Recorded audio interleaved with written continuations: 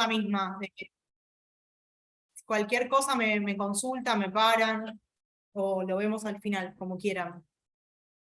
Bueno, la idea de la clase es más o menos ir viendo todos estos temas. Así hacemos un repaso general de lo que tiene que ver con el traumatismo. Bueno, lo definimos como toda lesión orgánica o funcional del contenido craneal por una violencia exterior. La lesión del contenido suele acompañarse de lesiones del continente craneal, es decir, del cuero cabelludo del cráneo, aunque pueden existir lesiones traumáticas cerebrales sin que se vean afectadas las partes blandas ni el esqueleto, por ejemplo, un daño axonal difuso. Después vamos a ver los diferentes tipos de lesiones, pero puede haber una maniobra golpe contra golpe, no hay fractura, no hay scalp, no hay nada, pero hay un daño severo cerebral. Bueno, con respecto a la epidemiología, es la patología más frecuente, más habitual que vemos en el servicio de neurocirugía. Se estima de que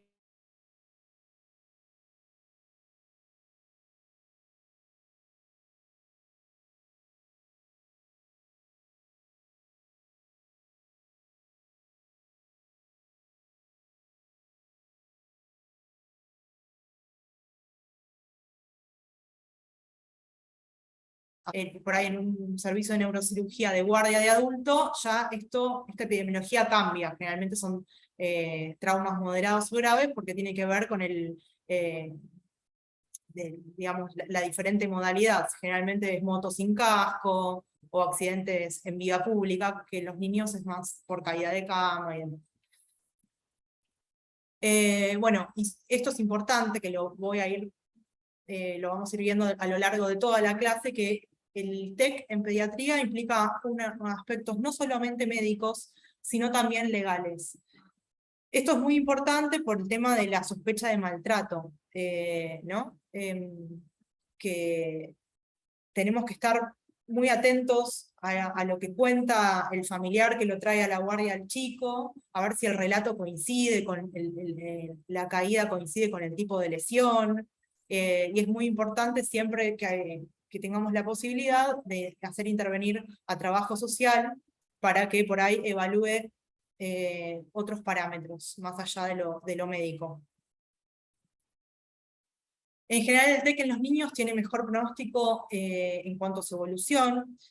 Sin embargo, en recién nacidos y lactantes, los daños son mayores tras un TEC, por una cuestión lógica de que todavía los huesos no están osificados, entonces totalmente, entonces puede haber mayor lesión. Hacia el año se cierran las fontanelas tras la formación del hueso membranoso en las suturas y se produce el engrosamiento del diploe. Estos hechos, junto a la milanización axonal creciente, contribuyen a mejorar el pronóstico de las lesiones secundarias a un TEC cerrado. Es más o menos lo que les decía, porque en los lactantes los daños pueden ser mayores. Los niños de 1 año poseen doble mortalidad que los niños entre 1 y 6 años y el triple que los situados entre 6 y 12 años, en relación a lo que habíamos hablado previamente. Bueno, más frecuente en varones que en mujeres, y las causas van a variar según el grupo etario, en función o sea, la modalidad va a variar en función del grupo etario, ¿no? Accidentes de tránsito y caídas domésticas, o escolares y deportivas en los chicos más grandes, y la situación de maltrato siempre evaluarla en cualquier tipo de edad, o sea, lo tenemos que tener presente, el tipo de mecanismo, y sobre todo pacientes que consultan todo el tiempo, caídas y demás. Con respecto a la evaluación, ¿no? Es muy importante el interrogatorio, muy importante por lo que les contaba, sobre todo en los chicos, a ver cómo fue la caída, cuánto tiempo de evolución, si presentó vómitos, si no presentó vómitos, si fue de altura, la exploración y los exámenes complementarios que vamos a ver después. Y bueno, y es importante esto también, conocer la hora, el lugar del accidente, el mecanismo de producción, si existió o no pérdida inicial de conciencia, si presentó vómitos o convulsiones posterior al TEC, eh, si el chico presenta alguna enfermedad neurológica o si toma algún tipo de medicación, como por ejemplo anticoagulantes. ¿Por qué digo todo esto? Pues lo vamos a ver igual, pero es porque nos va a orientar a qué estudio complementario pedir, o si lo observamos, si damos pautas de alarma, o si requiere una tomografía. Paciente con anticoagulantes, que toma anticoagulantes, tiene indicación de TAC. Con respecto a los vómitos y las convulsiones, los chicos son generalmente con un TEC leve, pueden llegar a tener episodios de vómitos mucho más frecuentemente que un adulto, lo mismo que las convulsiones. Obviamente que uno lo deja en observación y hace una tomografía y demás, si lo cree necesario, pero tengamos en cuenta que TEC más un vómito nos tiene que poner en alarma, pero no es que sea totalmente raro o que nos está marcando un mal pronóstico o algo de gravedad. En los adultos, un TEC seguido de vómitos es más frecuente que haya alguna lesión, un extradural, un subdural, que en un niño. O sea, que el chico tenga un TEC y tenga 2 vómitos no quiere decir necesariamente que haya alguna lesión. En los adultos es más frecuente. Bueno, con respecto a la evaluación, siempre, obviamente, es muy importante, sobre todo, bueno, ustedes esto lo tienen más claro, que están haciendo el curso de Emergento, el tema del ABC, ¿no? La vía aérea, la ventilación, la circulación. Y siempre cuando vamos a evaluar el Glasgow, siempre es con el paciente compensado, estable, y siempre valoramos el mejor Glasgow. Bueno, y obviamente que hacemos un examen físico con especial atención a ver si hay alguna lesión, si hay alguna fractura, si se palpa alguna fractura, si hay signos de fractura de base de cráneo, como otorragia, otorraquia, o sea que pérdida de líquido cefalorraquídeo, equimosis periorbitaria o retroauricular. Y obviamente la escala de Glasgow, ¿no? Que yo puse tanto la modificada como que se usa en adultos. Acá están las escalas para tener en cuenta. Como que en niños mayores de 3 años lo tomamos como la escala de adultos en general, a donde evaluamos respuesta motora, respuesta verbal y respuesta ocular. En respuesta motora vamos a tener un máximo de 6, donde el máximo es obedecer órdenes simples, y siempre es esto lo que les remarqué, siempre con el paciente estable, porque muchas veces se comete el error de que el paciente ingresa por ahí, sobre todo en adultos, ¿no? Que por ahí está chocado, hipovolémico, tiene un Glasgow de 7, bueno, pero después al paciente se le empieza a pasar líquido, se lo empieza a estabilizar, y el Glasgow es otro. Entonces siempre con estabilizado el paciente y siempre valorando el mejor Glasgow que obtuve. Bueno, si responde órdenes simples, si localiza el dolor, si tiene una flexión normal o anormal, y tiene extensión, o sea, eso sería la flexión anormal de corticación, extensión de celebración, y si no responde, el valor mínimo siempre es 1. Con respecto a la respuesta verbal, si está orientado, confuso, si es inapropiada, incomprensible o no tiene respuesta, que ahí va a ir de 5 a 1, y la respuesta ocular, si hay una respuesta ocular espontánea, a la orden, al dolor, o no tiene ningún tipo de respuesta. Con respecto a los niños menores de 3 años, es como que se tomó la escala de Raimondi, que el máximo es 11 con un mínimo de 3, porque obviamente hay cosas que no podríamos evaluar, sino, entonces ahí lo que evaluamos es, con el máximo de 4, respuesta motora, si flexiona y extiende, si hay flexión al dolor, si hay una hipertonía generalizada o hay flacidez, que es el mínimo valor. Con respecto a la respuesta verbal, de 3 a 1, si llora, si tiene respiración espontánea o está en apnea. Y con respecto a la respuesta ocular, si sigue con la mirada, si las pupilas son normales y los movimientos oculares externos también, o si están alterados ambos, o si hay una parálisis directamente con una miriasis bilateral. Y después, esto es como un mix entre una y otra, que es la escala de coma modificada, que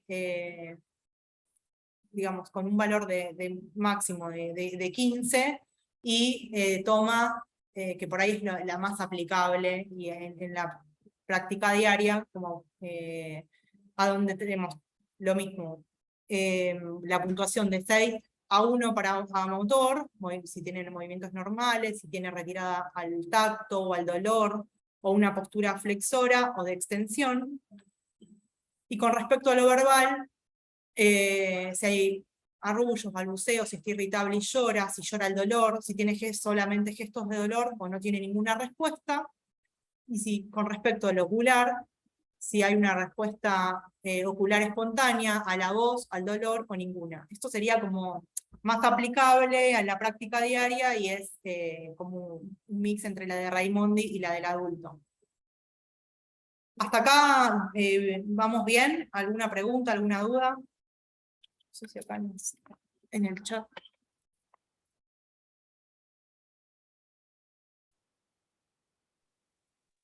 Vamos bien. Ok.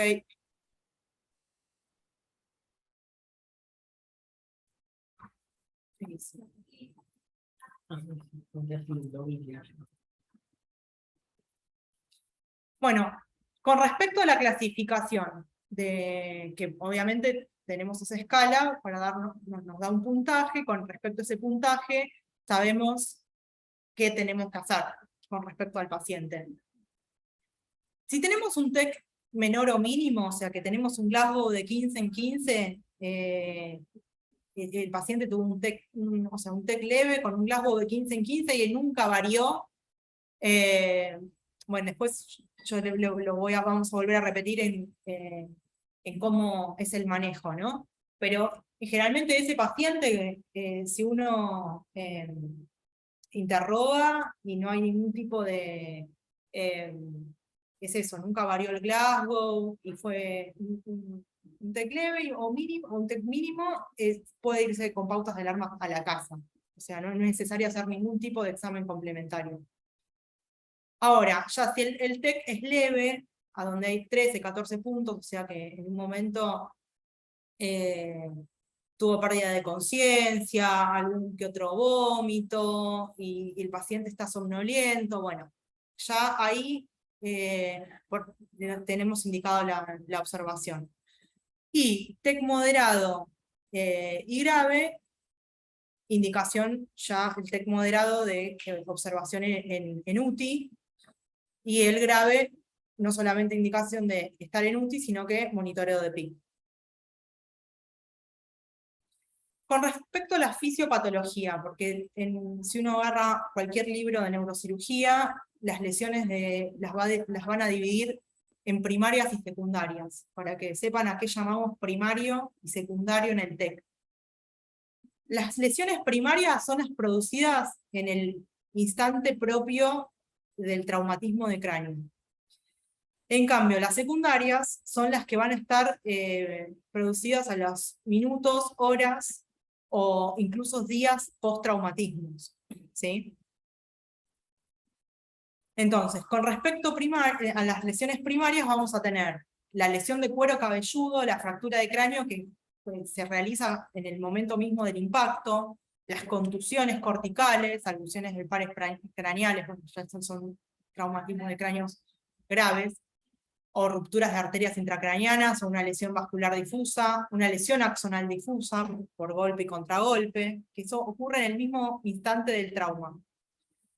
En cambio, la lesión secundaria necesitamos un tiempo, o sea, se lacera la arteria meningia media, y para que se provoque el extradural, digamos, se produzca el extradural, hay un intervalo, aunque sea mínimo. Entonces lo llamamos lesiones secundarias. Hematoma sudural, el hematoma intracraneal, el swelling o edema cerebral. convulsiones, vasospasmo cerebral, lesión cerebral isquémica, hidrocefalia, neumoencéfalo traumático, lesiones sistémicas, o sea, la hipotensión, la anemia, la acidosis, las alteraciones de la glucemia que hay que controlar tanto en los pacientes ingresados a UTI, en los traumas de cráneo graves, también son lesiones secundarias, digamos, que se van dando con los días del traumatismo. Con respecto al diagnóstico, vamos a tener que utilizar, vamos a poder utilizar placas, ecografía cerebral, tomografía y resonancia. La realidad es que nuestro medio, por ahí uno agarra las guías y las placas ya casi en desuso. En nuestro medio la usamos bastante, porque no están por ahí. Disponemos de tomografía y demás, pero tratamos de no irradiar tanto a los chicos. Y las placas muchas veces también nos sirven por ahí un paciente con válvula y traumatismo, o sea, son puntuales los casos, pero bueno, las usamos bastante nosotros acá en la guardia. Ecografía cerebral, por ahí en un paciente que tiene fontanela, igual no es el estudio de elección porque no nos sirve para la parte ósea, pero bueno, sí, para ver algún sangrado y descartar algún sangrado, si no tenemos otra cosa y tiene fontanela, por ahí nos puede ser útil, pero no es el estudio de elección. Y sí, la tomografía, ¿no? Y en algunos otros lugares que tienen la disponibilidad, resonancia, pero siempre resonancia es para ver partes blandas, si hay algún hematoma intraparenquimatoso, o sea, o la evolución del sangrado, pero en hematomas sudurales, pero para ver partes, para ver hueso, tomografía, o sea, es ventana ósea y ventana de parénquima, digamos, es lo ideal para evaluar un traumatismo de cráneo. Bueno, con respecto a las indicaciones de las placas, ¿no? Es esto, la principal indicación es en el paciente neurológicamente indemne, pero con el antecedente de un traumatismo directo sobre el cráneo en el cual se sospecha una fractura, o sea, si hay algún cefalohematoma, generalmente nosotros sospechamos que puede haber una fractura subyacente. Entonces le pedimos un perfil del lado del cefalohematoma para ver si se confirma o no la fractura. El antecedente de una válvula y traumatismo de cráneo, o la presencia de cefalohematoma o hematoma subgaleal. Con respecto a las indicaciones de TAC, Glasgow menor a 15, o un deterioro del Glasgow progresivo, el paciente ingresó con un Glasgow de 15, pero a medida que fueron pasando las horas se puso somnoliento, comenzó con convulsiones, vómitos, más de 1 o 2 episodios de vómito, bueno, son todas indicaciones de TAC. Déficit neurológico, o focal, o asimetría pupilar, bueno, obviamente. Una fractura lineal que atraviesa vasos o fracturas deprimidas. Y también cuando, cuando hay una fractura que pasa de sutura, digamos, que pasa la sutura, eso también es una indicación, digamos, de tomografía. Obviamente todo va a ser en contexto de cómo está el paciente, porque por ahí, si el paciente está con un Glasgow de 15 y el paciente tuvo 3 vómitos, bueno, yo por ahí si tengo la posibilidad de observarlo, no es necesario que salga corriendo sobre una tomografía, pero bueno, va a depender todo del medio en el que esté, y también por ahí muchas veces de la experiencia que tenga el neurocirujano. Seguramente cuando empecé a hacer las guardias, los primeros meses le pedía más tomografía que después trato más de seguirlo por la clínica porque digo, no, bueno, lo puedo esperar, esto depende mucho, pero en general es esto: Glasgow menor a 15, deterioro progresivo, un déficit neurológico, una fractura que atraviesa la sutura, tiene más posibilidad de complicación. que atraviesa los vasos, una fractura, si obviamente le palpo y palpo una depresión, tiene indicación de tomo, caída de altura, también. Bueno, lo de la sospecha de la fractura en la radiografía está descrito en todos lados que tiene indicación de tomo, pero lo mismo, por ahí yo necesito al paciente, si es un paciente que lo necesito sedar, que no tiene el ayuno, entonces por ahí, observándolo, lo puedo hacer zafar del tomo con la irradiación que implica y todo lo demás. Pero bueno, está descrita en todos los libros que una fractura tiene indicación de tomo. Aclaro todo esto porque por ahí muchas veces nos ven en la guardia que por ahí no pedimos la tomografía de inmediato, lo internamos, y también hay que ver, porque por ahí el paciente te viene con un cefalomatoma, le haces pero te dice que se cayó hace 4 días. Y vos también, sí, le haces la placa, tiene la fractura, pero lo vas a irradiar al chico que te viene ambulatorio y que la madre te dice, no, estuvo perfecto, lo traje porque lo bañé y le vi el cefalomatoma. Entonces, también poner en contexto, ¿no? O sea, lo vas a internar, lo vas a dormir. Ese chico no tiene ni criterio de internación, porque es darle pautas de alarma para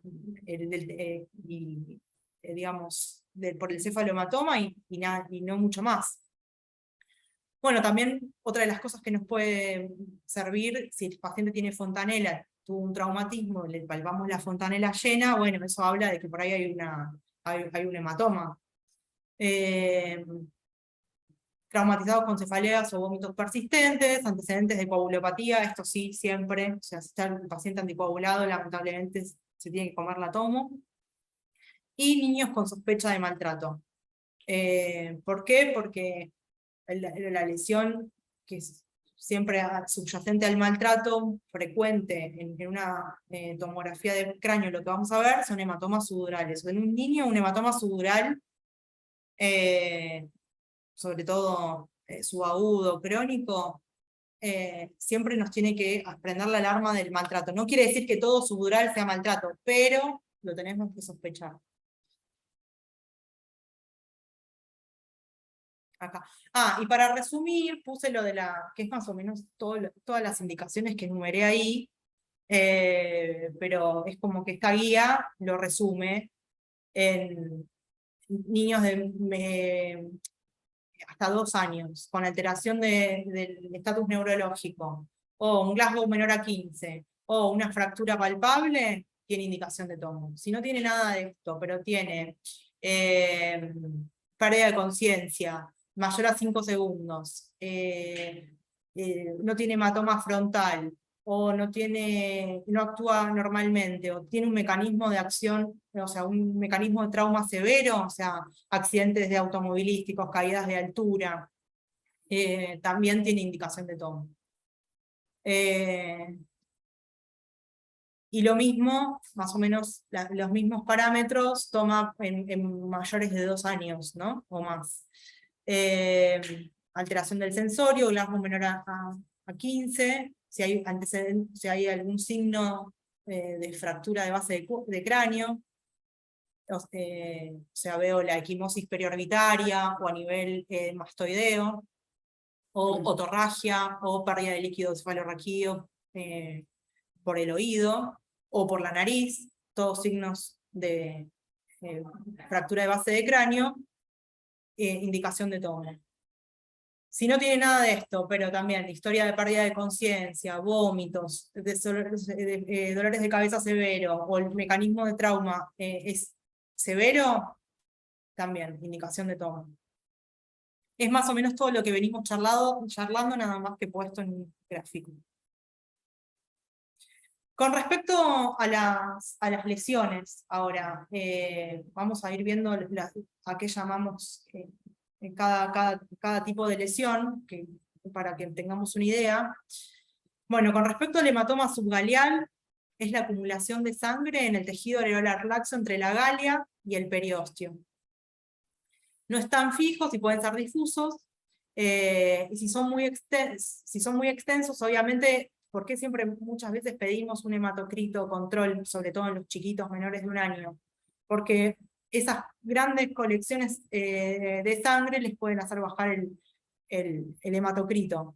Entonces es importante tenerlo en cuenta. Que un chico chiquito con un gran hematoma subgaleal o cefalohematoma, es importante por ahí pedirle un hematocrito de control. Generalmente no requieren tratamiento quirúrgico. Con respecto al cefalohematoma, ¿cuál es la diferencia que se encuentran entre el periósteo y el cráneo? ¿Sí? Que es, el periósteo es esa membranita que está pegado al cráneo. Suelen restringirse entre el periósteo y las suturas, y se acompañan con mayor frecuencia de fracturas subyacentes. O sea que cuando palpamos un cefalohematoma, lo más probable es que en un chico exista una fractura por debajo. Así que es importante pero ahí pedirle la placa de ese lado.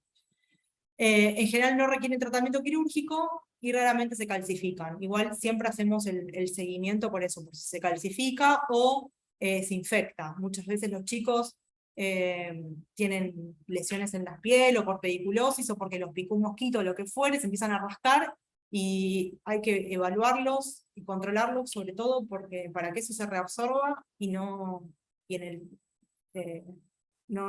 termine ni calcificando ni infectando. Con respecto a los scalp, de ser estos muy extensos o si afectan el territorio de la arteria temporal u occipital, pueden ocasionar hipovolemia importante, también por eso es importante siempre el control de hematocrito en los chicos. Con respecto a la diferencia entre contusión y concusión, hablamos de contusión cuando hay áreas de hemorragia relacionadas a la zona de impacto, más frecuentes en los lóbulos frontales y temporales por golpe y contragolpe, ¿no? Y son secundarias a sangrados arteriocapilares y venosos. Llamamos concusión a la pérdida reversible de la función neuronal sin evidencia de daño anatomopatológico. O sea, es una disfunción transitoria de la sustancia reticular activadora ascendente en el tallo cerebral que origina una alteración en el estado de conciencia no mayor a 48 horas. En los niños es más frecuente que en los adultos y puede haber, por eso también es tan frecuente los vómitos, ¿no? La sudoración, vómitos, disminución de la reactividad y desconexión. Pero esto es algo transitorio. Con respecto a las convulsiones, pueden presentarse de forma inmediata o a los minutos, siendo más típicas en los traumatismos de cráneo cerrados que en los abiertos. Suelen ser generalizadas y no recurrir, y esto es lo que yo les decía previamente, ¿no? Que en los niños en general no deben considerarse como un problema serio, a no ser que se acompañen por un déficit neurológico focal. O sea, que tenga un traumatismo de cráneo asociado a una convulsión, no necesariamente en un chico nos está marcando gravedad.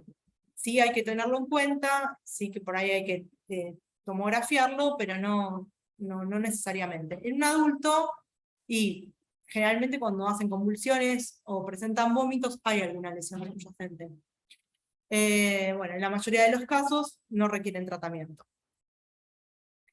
Con respecto a la lesión axonal difusa, son lesiones hemisféricas y troncales, consistentes en solución de continuidad a nivel de los axones, con edema y pequeñas hemorragias subcorticales. Por eso muchas veces por ahí es una tomografía normal o una tomografía con un poco de edema, pero el paciente no tuvimos hace no mucho, no me acuerdo si a principio de este año o a fin del otro, un politrauma con un chico que se había fracturado el fémur. O sea, nosotros nada más le pusimos una PIC porque entró en coma, le pusimos un catéter de PIC, le hacías la tomografía y no veías nada, pero el pibe no se despertaba.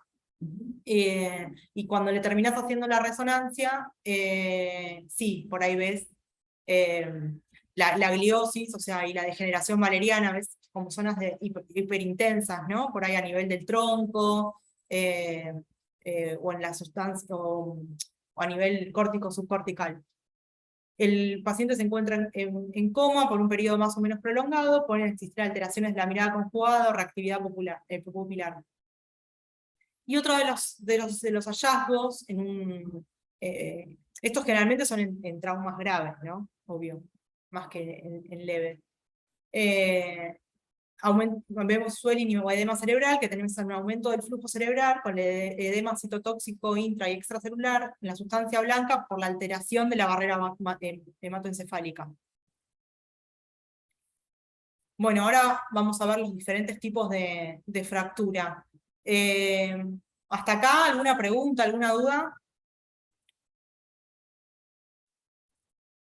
Bueno, continúo. Bueno, con respecto a las fracturas, y bueno, lo que mayoritariamente vemos son las fracturas lineales en los chicos, lo que vemos siempre en la guardia, que se llevan las 3/4 partes de las consultas.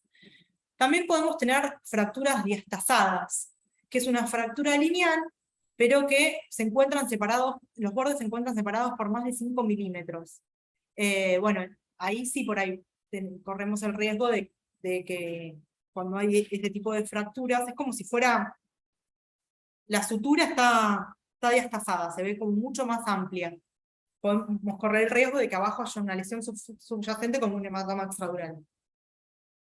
Después podemos ver también fracturas de tipo ping-pong, que se ven en lactantes, a donde hay un hundimiento, se llama ping-pong porque es como si fuera una bolita, una bola de ping-pong, una pelotita de ping-pong, donde el hundimiento es localizado, puntual, y no está fracturado el hueso, porque el hueso todavía no está osificado, entonces sería como un tallo verde, y queda el hundimiento.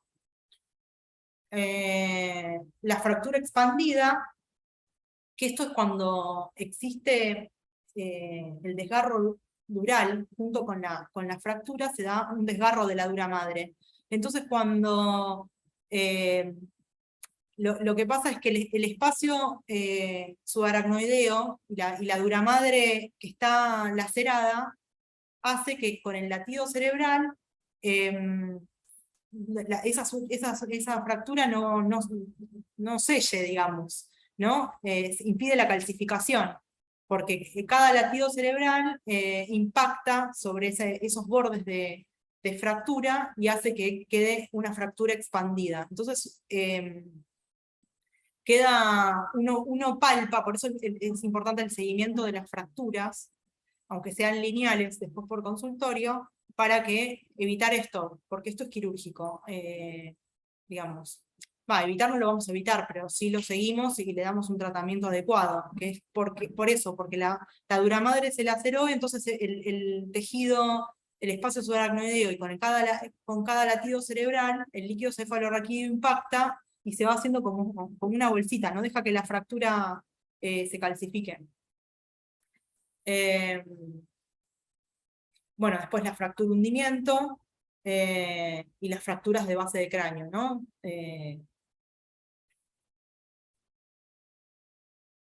Fístulas de líquido cefalorraquídeo. Bueno, en chicos son poco frecuentes, en menores de 3 años, ya que aún no se produjo la neumatización de los senos paranasales y la base de cráneo posee una consistencia cartilaginosa. Con respecto a los hematomas extradurales, es más frecuente en chicos mayores y adolescentes cuando ya existe una pequeña separación de la dura madre y la tabla interna del hueso. Es más raro en los niños menores de 2 años por esto. Y la típica presentación del intervalo lúcido que está descrita en todos los libros, eso es más para los adultos en general, ¿no? Es menos frecuente en niños. En ellos es más frecuente la presentación con cefalea, obnubilación, confusión, hipovolemia, importante, por eso el control del hematocrita en lactantes y en los más pequeños. El hematoma subdural, habitual en los primeros 2 años de vida y en la adolescencia, siempre descartar coagulopatías y sospechar maltrato, ¿no? Lo que yo venía diciendo. Los hematomas intracerebrales, o sea, no es frecuente en la población pediátrica y generalmente son debidos a la evolución de contusiones hemorrágicas, digamos. Otras veces son por rupturas de MAP o aneurismas postraumáticos. Y con respecto al maltrato, sospecharlo siempre ante la presencia de traumatismos múltiples, hematoma subdural crónico o coexistencias con hemorragias retinianas, fracturas de cráneo o circunstancias poco claras del traumatismo, o si también tenemos hematomas subdurales en diferentes tipos de estadio, de reabsorción. Bueno, acá es más o menos para que vean, puse un gráfico para que vean cómo se va formando la fractura expandida, ¿no? Que se origina la fractura por el traumatismo y por ese latido constante, por el latido cerebral. Esto necesitamos que la dura madre no esté indemne, esté lacerada. Entonces ingresa el tejido cerebral y subaracnoideo por el impacto y hace que la fractura cada vez se vaya expandiendo más y uno toca como una bolsita de agua. Y eso es quirúrgico. Con respecto a las fracturas, acá, fracturas lineales, ¿cómo van de la sutura? ¿Cómo hacía para marcar acá? A la derecha.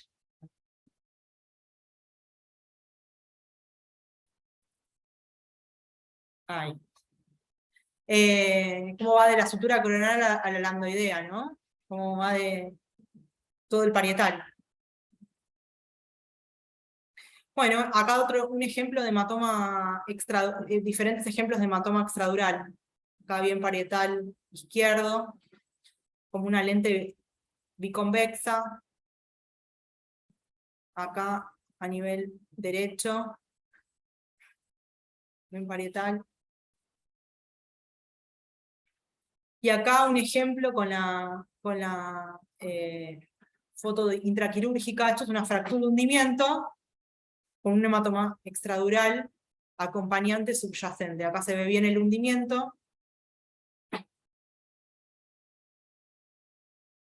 Generalmente las fracturas hundimiento, cuando tienen compromiso de tabla interna mayor a un centímetro, es quirúrgico. Ese es el parámetro que utilizamos. Porque también hay veces que hay fracturas hundimientos que no involucran la tabla interna o que no tienen un desplazamiento mayor a un centímetro y no las operamos.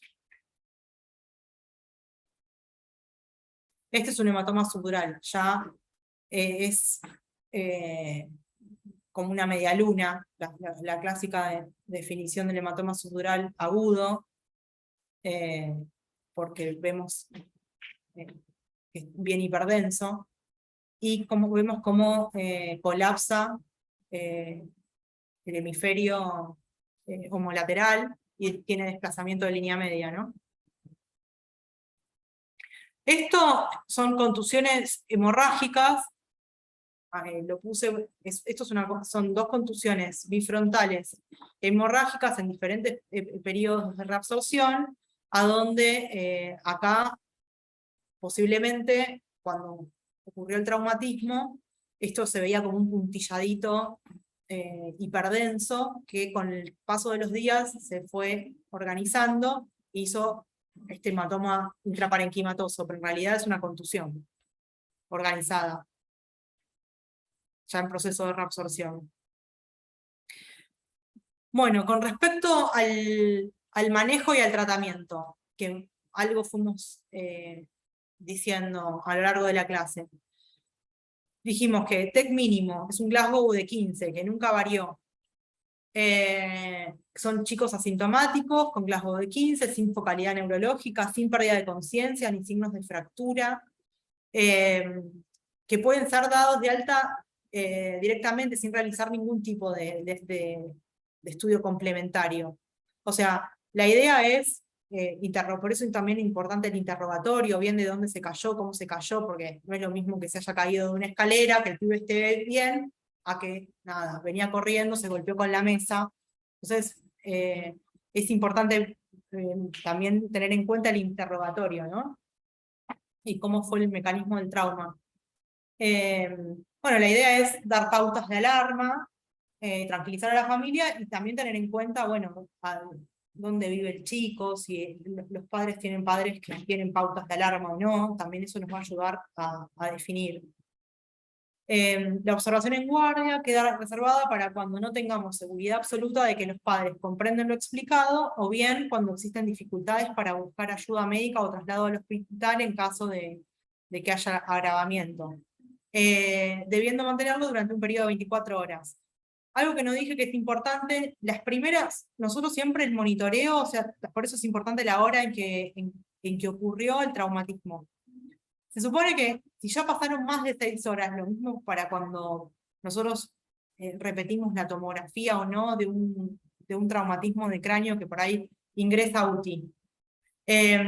Siempre son las primeras 6 horas son las más importantes. Entonces, si un chico se cayó de su propia altura, se golpeó la cabeza, tuvo vómitos, bueno, lo dejamos internado. Y por ahí tenía menos de 6 horas de evolución.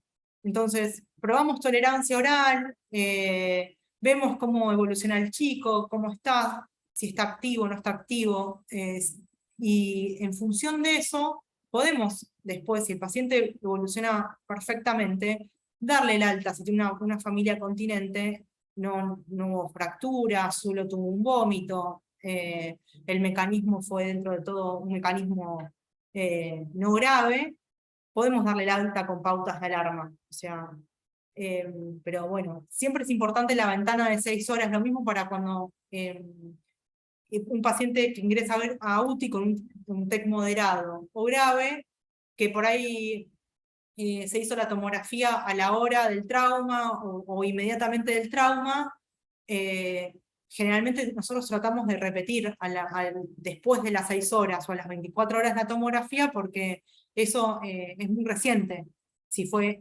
importante el impacto, si se cayó de altura, por ejemplo, y se hizo la tomografía recientemente, no vemos ningún tipo de lesión, pero diferente es si la tomografía se hizo ya pasada las 6 horas, y es raro que aparezca alguna otra cosa. Puede pasar, pero es más raro. Con respecto al TEC leve, ¿no? Que habíamos dicho que es un Glasgow de 13 o 14. Así como los pacientes con pérdida de conciencia superior a 5 minutos, amnesia, vómitos, o cefaleas intensas, mecanismo violento de producción, o sea, caídas de altura superior a 1 metro, accidentes de tránsito, requieren observación en guardia. Y generalmente la mayoría de estos va a ir con tomografía. Aquellos pacientes que presenten mejora de la situación clínica o del Glasgow pueden ser remitidos antes de las 24 horas para observación domiciliaria si el ataque es normal. Como la gran mayoría de las, si no todas las características que están enunciadas acá tienen indicación de tomo, si la tomo fue normal y el paciente estuvo estable, por ahí yo le puedo dar el alta antes de las 24 horas. Pero bueno, nada, en general, tomo control por 24 horas. Criterios de ingreso. Entonces, vamos, chicos inferior a 12 meses, en general, también va a depender de cómo fue el traumatismo, pero un chico de 12 meses con fractura tiene indicación de ingreso por la fractura y por la edad. Alteración de signos vitales, fracturas de cráneo, sospecha de maltrato, cambios en el estatus neurológico, vómitos persistentes, cefalea progresiva, convulsiones persistentes, bueno, vértigo, pérdida de conciencia prolongada, irritabilidad, todos criterios de internación. ¿Qué tenemos que tener en cuenta como las pautas de alarma? Vómitos recurrentes, somnolencia progresiva o dificultad para despertarlo, dolor de cabeza intensa o dolor o dificultad para la movilización del cuello. Bueno, cuando ingresó el paciente, se supone que dentro del ABC también teníamos que movilizar el cuello. Y hacerle una placa de cervical hasta C7, ¿no? Pero bueno, si no se hizo o fue evaluado en otro lugar y nos vienen a consultar a nosotros, tener siempre en cuenta el tema de la fractura cervical. Sensación de mareo progresivo o que se favorece al movilizar al chico, convulsiones, disminución de fuerza, sensación de hormigueo en alguna extremidad. Todas son pautas de alarma que tenemos que tener en cuenta. O para pedir otros estudios, por ejemplo, si hay pérdida de fuerza, sensación de hormigueo, obviamente tengo que pedir una resonancia. O tengo que a ver si me ayuda y no tengo resonador, la voy tramitando la resonancia, pero mientras tanto le voy pidiendo una columna cervical por tomografía. Bueno, también otras pautas de alarma, alteración del comportamiento, reactividad, diferencia del tamaño pupilar, alteración de la visión, o desviación de la mirada, alteración del habla, de la marcha, o cualquier signo o síntoma que preocupe al familiar. Muchas veces hay cosas que el familiar ante el traumatismo te consulta por cosas que en realidad el chico ya traía, pero que a partir del traumatismo todo puso el foco a partir del traumatismo. Pero bueno, hay que tenerlo en cuenta. Y muchas gracias. Llegamos hasta aquí. Muy bien. No sé si alguna duda, alguna pregunta, algo que no haya dicho y le sea útil para la guardia.